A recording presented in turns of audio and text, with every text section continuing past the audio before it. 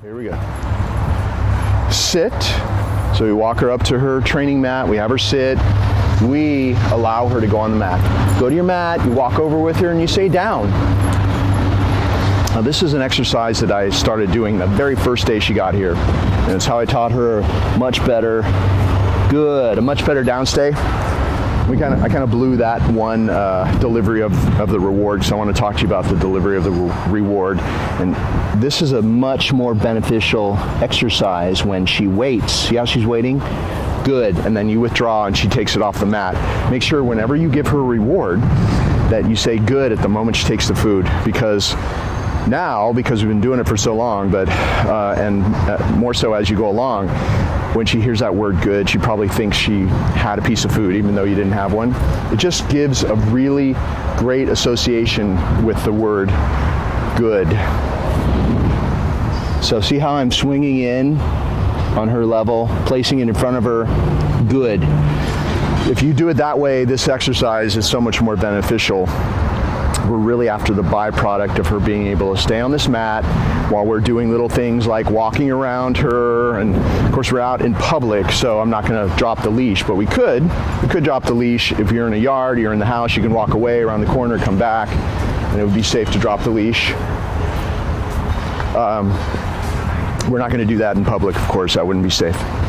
But the byproduct of doing this exercise, good, is every day that you release her out of this 5-minute downstay, which is what this is, and I'm creating distractions. That could be a distraction. Most dogs, when they first come here, they pop up when I walk behind them because they don't have that solid of a downstay. But the byproduct is a much calmer dog in doing this exercise. So we're really after, it's a great downstay. She has a great downstay. You put her in a down, she's likely to stay there no matter what goes on until you release her. But really, we're after what going to that focused state of mind does for a dog, and that takes over their whole life 24/7. After a while, you do this for a while, and you just notice they're so much calmer because of how we practice the downstays and the sit stays and the come command. But this exercise is very important to keep doing. Good. I would even call this the foundation exercise to everything else. Another thing that every dog does when they first come here, if I apply tension to the leash, they will get up and come over to me. But she didn't. Good. See how she's kind of turned sideways like that? But I'm still rewarding her, so I'm in front of her, rewarding her. If I did want to adjust her body and get her more on the mat, all I have to do is take a handful of treats, go like this. She flips around, and then this is her thing. She will lay on her side sometimes, which I don't respond to. When she puts her elbows back like that, that's a down right there, where her elbows, good, are on the mat. That's a downstay. Laying on her side is not a downstay. So I just kind of lured her back up. But see how I didn't even touch her, and I was able to lure her into a straight downstay? It could take a little practice on your part because you've never done this before, but you see how to do it, and just practice it a little bit and she'll do it for you. And that's why we make a video record of every dog that leaves here, so that there's no way you can forget what I showed you, because it's all here and this is her doing it. Good. Keep in mind that the dog behaves according to how the person holding the leash handles them. And so the thing about dog training is that the dog should always be much better with the trainer at first. Obviously, I'm the one that taught her how to do these things, and she has a completely different relationship with you. That's why you sent her to me. And so expect, because I'm not able to do my multiple lessons at your house, I usually deliver the dog, and I can go 5, 6, 7, 8 times before I actually leave the dog there. Like, I do a lesson, then bring her back home. Do a lesson at your place, have great successes, teach you a little bit more how to do this, bring the dog back, and then when we're finally done, I would leave the dog with you. So I can't do that this time because you're having somebody pick her up. And so when she goes back to your place, when she meets you for the first time, I'm not there to control her training so that she can have a different impression of you. So it might be a little bit difficult for you to handle her at first. We never know how that's going to be, and I won't be there, so I won't be able to help you. But if you try to do, watch the video, try to do as closely as what you see me doing here at your house, try to stick with this stuff that I'm showing you, and throughout the video, all the things I'm showing you, she's definitely going to be way better than she was before. And then when you finally are able to have me come to your house and do lessons with you, we can make it even better. She's probably been on this mat for 5 minutes, and we've put up with a bunch of distractions. You can't see the cars and things happening behind the camera person, but people have been walking by and all that kind of stuff. If she pops up, because there's somebody out there, nope, you say no. She went to see what that noise was. Okay. So see how I stepped into her? Okay. I'm going to step into her, put her back. Even 5 minutes ago, I said down one time. I said down, and that 5 minutes, that downstay, it held one time. And even here, when she popped up, I didn't say down, down, down again. I just reset her with that. When I stepped into her, my body kind of herded her in a circle. It's a reset. It's really important to do when she makes a mistake. And I said no, and she put herself back. And now we have a chance to, there's people taking trash out over there and making a bunch of noise, and she wanted to pop up and see what that noise was. But now we have a chance to end this the correct way, which is, even though she's hearing things there, she's still staying a downstay. And the only way that she leaves this mat is she waits for you to come back next to her. And then you say, okay. And you lead her off the mat, and you have her sit right in front of the mat like that. And then you could, like out in public, I'm going to walk with her. Or you could say, go, and release her. And you never have her walk on this mat. This is a sacred piece of fabric here. You allow her on like I just showed you, and you allow her off like I just showed you. And that's the way you use this mat. It's not a doggy bed, and a doggy bed is not a place for training, because it's confusing for the dog if sometimes they get to sleep and relax on that doggy bed, and other times you want them to focus, like you saw her focusing here. It's just too confusing. So this is for training. Doggy bed is for relaxation, and don't mix the two. Okay, let's go. Okay, we're gonna walk Frankie up to the person, sit. We practice this greeting routine every day. Have her sit in front of the person. I step away from her. She's being accosted by a couple of flies. She's not good with insects. So I stepped away. She still stayed in a sit stay. Came back to her. I'm going to send her over to say hello. Go say hi. She gets a treat down on ground level. Come. She can't wait to come back to me. So I would say sit, and then next time pet her. Pet her. Okay. I'm going to step away. She waits in the sit stay, give the person a treat. I'm even going to throw in a little sit stay here where I walk around her both ways just to show you how good her little sit stay is. And I'm going to be doing this in a lot of places, but you can always add something to the greeting routine, and the longer she sits here and waits to be allowed to go over and say hi, the better her focus is, and we're developing a much better focus over time in general with her. See how she's waiting to be released? Go say hi, go ahead and pet her, good, come, call her back to come to me. I'm going to do it one more time. When we practice, I usually just do it 3 quick times, because you don't have to do it a lot.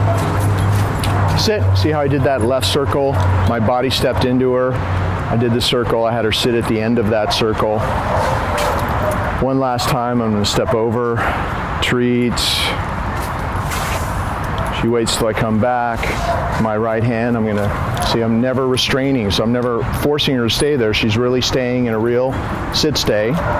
She's waiting for me to pat her chest. Nope. If she goes before, you say no. She jumps the gun, and reset her.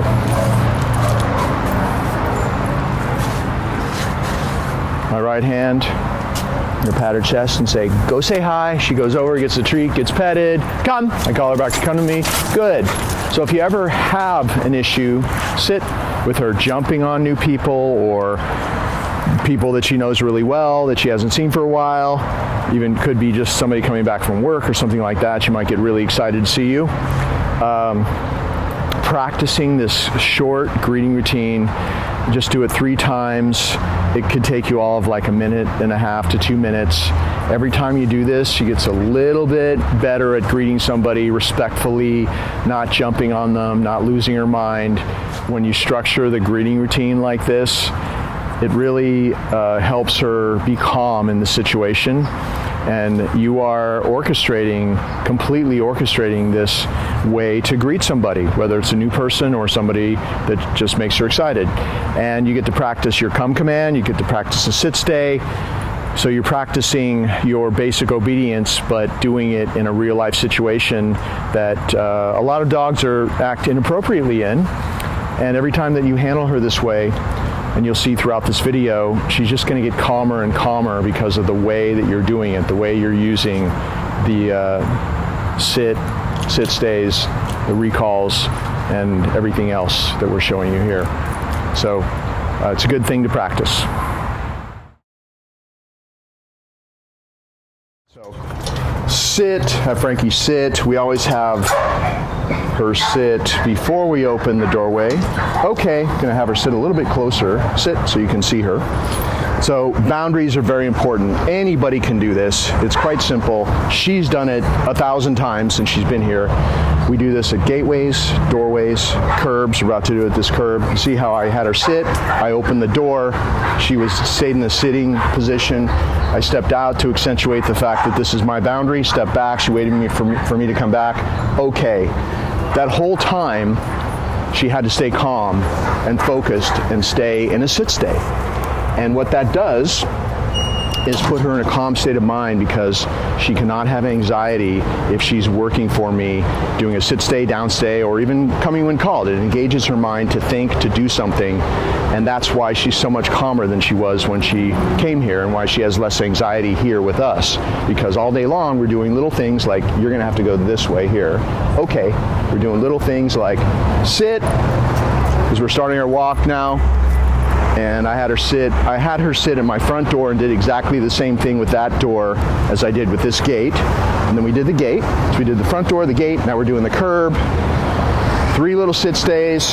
Good. And you can do this at your house.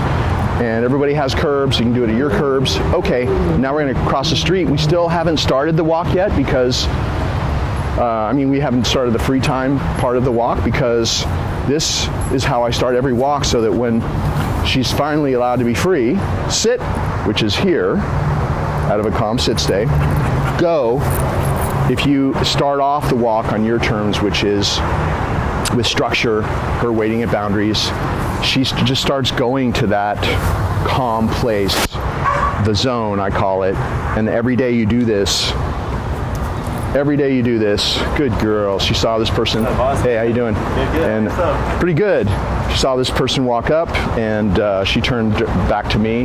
Not that she ever did have a problem with people, but any distraction, like you'll notice there are other people walking this way. She'll notice, and then she'll turn back to me. And if she doesn't, I'll say, come. Good. Because I've been practicing the come command so much, I'll just call her away from anything out in public that she looks at. Come. Good. There's some other people right there. And maybe she never had an issue with people or, different distractions, but every time you do that, that makes the come command stronger. Even if you're calling her away from things that there's never a problem with, come. It's still good. You're still practicing for the big event. If a cat runs across your path, or you have a squirrel right there, or a dog is barking, or whatever is her big trigger for you in your neighborhood, if you're always calling her away when you can, just from anything that she notices, her come command is going to be pretty solid, and that's why we've been doing this. And you see how calm we start the walk. There's no pulling or any of that. So that's why we're stopping at boundaries, and that's why we're keeping the leash loose. You notice that I'm never restraining her. I'm never doing this. I'm keeping it loose. But if she pulls, I would tap and release, tap and release. what a lot of people don't notice is that they cause the pulling by how they start walking the dog when they put the leash on. Immediately they anticipate, oh, she's going to pull, so I better choke up and restrain her because she's going to pull. But the reason that she pulls is because of the tension you apply on the leash. It makes the dog pull. So you're actually causing the pulling. If you start the walk the way we've shown you right here, you'll have way less pulling, and she's a much calmer dog when there's not a lot of tension on the leash. Sit. Whenever we're taking a walk and we come to a curb, it's a very important boundary. I'm going to have her sit and wait. Whenever I cross the street, I have her sit and wait. Then I just do a little basic sit stay. Takes me all of 10 seconds. And I want to make sure that she is respectful of these curbs. She's not pulling whoever handles her next. She's not pulling them across the street. I treat from curb to curb as the calm zone where, okay, she's walking with me, she's not pulling as we cross the street. See how she's not pulling? And on the other side of the street, I'm going to have her sit, and I release her, go, to be free again. And now we can have a nice leisurely walk. We can continue our nice leisurely walk where we keep the leash loose at all times, because pulling on the leash, tension on the leash, creates stress and tension in Frankie and every dog actually. And so I'm never going to be doing this and restraining and pulling her around. She's sniffing something now. If I want to get her away from that, I'm going to use her training. I'm going to say, come, and call her away. Good girl. And so instead of sit, instead of dragging her away from something or pulling her away or trying to hold on tight to keep her next to me, I'm going to use the training now, and I'm going to make sure that I always have a loose leash. So I called her away from whatever that was there, and you saw how good her recall is, her come command. She pops up before you release her, you say no. You step into her and put her back. Don't ever repeat a command. Don't ever say sit twice or anything else twice. You have a leash that is on her when you're training that you can gently but firmly reinforce your commands with, just the way you see me doing it here. And if I want to release her, she's waiting to be go, patted. And see, I pat her chest and say go, and she knows that means she's free. When I'm walking her, and if you stay right there, I'll kind of walk up here. I want to stay in the camera view. When I'm walking her, and she's on free time, she can do whatever she wants. If I ever need to get control of her, I can always call her to come to me. But basically, I'm keeping the leash loose. If she were to pull me, I would, and it's really hard to get her to pull me after all this practicing I've done. But see, she pulled ahead, I can tap and release. And can you see her there? So you see another dog. A lot of dogs pee at this corner. So all I did was tap the leash, tap and release a few times, and actually just handling the leash a certain way will get her to come away from something I don't want her to sniff or be near. And I also could have called her to come, and that would have made her come right back to me. But anytime on the walk when she's trying to pull, the last thing I'm going to do is have a tight leash, because a tight leash makes her want to pull more. And there's no leadership skills in dragging her around or restraining her. So make sure that you're always practicing this loose leash thing, and if she starts to pull you, you need, if you're walking fast, you need to slow down, and you need to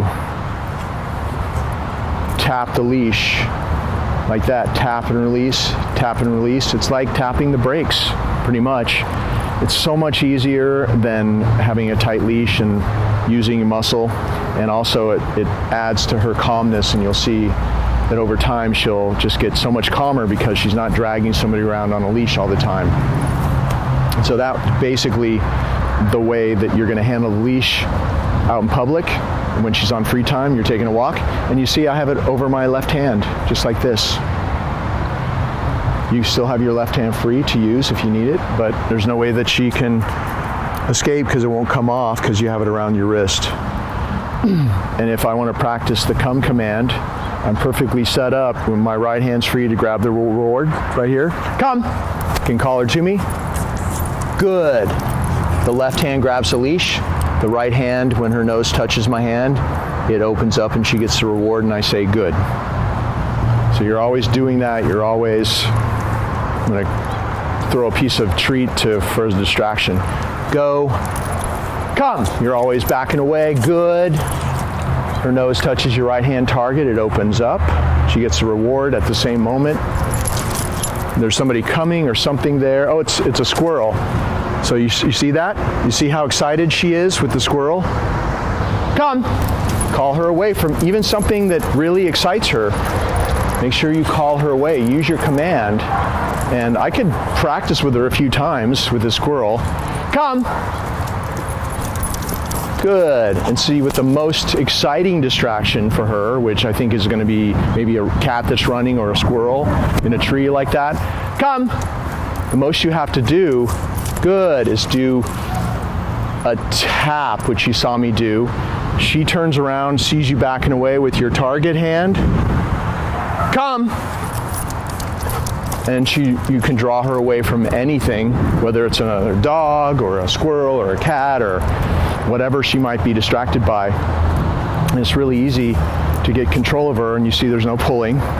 And she may be looking because she's interested, but if I say, okay, let's go, she's going to come my way. And it's just about using the loose leash, but tapping and using the come command if you need it, like you just saw me do it. I just want to go over step by step how I've been practicing the come command with her. Left hand leash, right hand reward.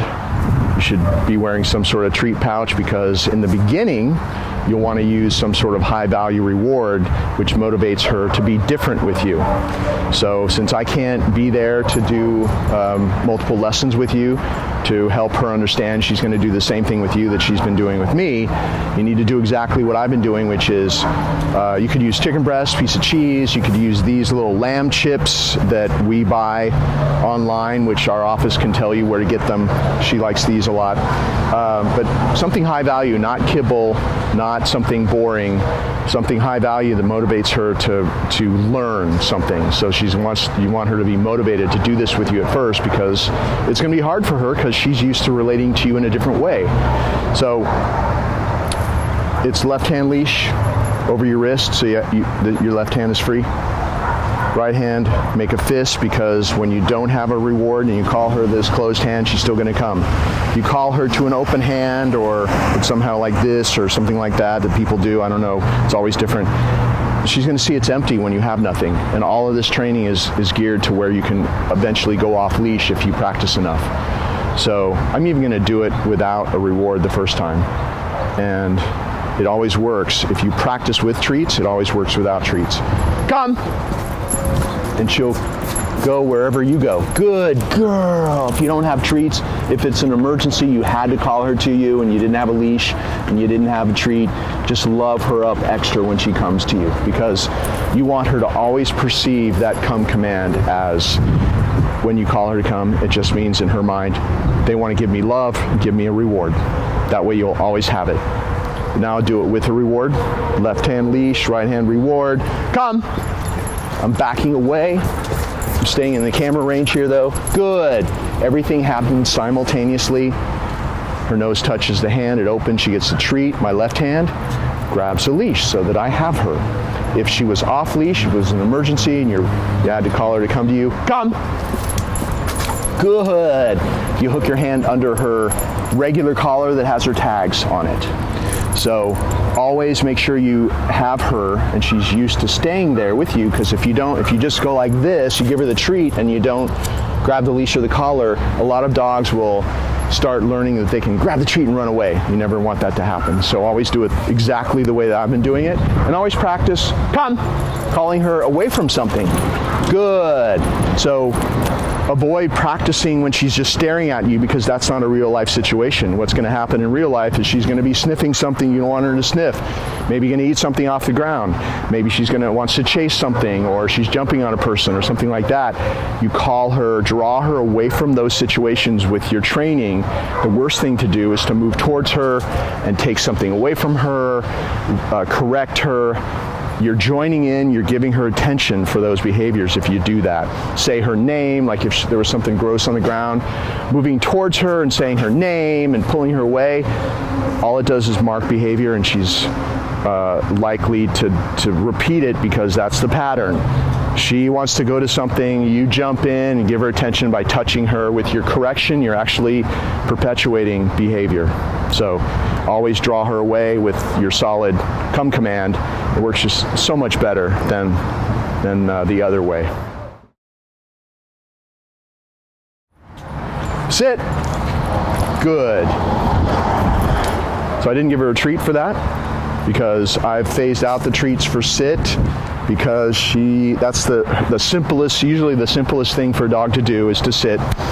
And as soon as they have that, I phase out treats for that. But every once in a while, maybe after I've told her to sit, and at the end, after I walked around a couple times or done something like that, I will go back next to her. This is the way that you reward her from a sit. Draw her so she's staring at you in the eyes. She's looking at me in the eyes now, straight down, good, as she looks at you in the eyes. Not this, not this, not that, it's, put this to the roar by your eyes. She's staring at you in the eyes. It's very powerful, straight down, good. And say good the moment you give her the treat. Very powerful way to do it. It adds to all the other things that we're doing as far as making her perceive you as everything important in her life. And you want to take every opportunity you can to change her perception of you, because if she sees you as super important and the boss and the most important person in her life, then she's going to do whatever you tell her to do, and she's also going to start being super calm and not having anxiety because she feels safe with you. And that's what we have here with her. So that's how you practice your SIT, your sit command. And as you noticed, okay, I'm going to reset her a little bit. Sit. That's the classic reset. If she pops up before you release her, you just do that little circle and you put her back. That she didn't make a mistake that time. I allowed her up. I just wanted to reset her to get her a little bit more straight and away from this wall. But if she pops up, you say no. You do the circle, you do the turn into her, and just put her back. You don't say the command again. You never repeat commands. If you repeat commands, you'll dilute the power of the command. You're always training with a leash, so you're gently but firmly reinforcing every command, like, okay. If she didn't SIT, you would just stand up, you would just pull up like that, and she would go into that SIT. You don't repeat the command. She's very interested in something across the street, as you can see. So, go. That's how you release her out of a sit. And she's interested in something. See how she looked back at me? Good. That's what you're going to see more and more as you practice with her. In her mind, oh, I'm noticing something. When I notice something, good, I always go back, and he pays me for checking in. So basically her new job to do out in public is, oh, there's something, come back, check in with home base, the boss, get paid for that, get love, get attention, get a little treat. So why wouldn't she want to do that all the time? And it completely neutralizes any issue on the street, because that's just something to make her turn away to me and pay attention to me and get what she really wants, which is more attention and maybe a little tidbit.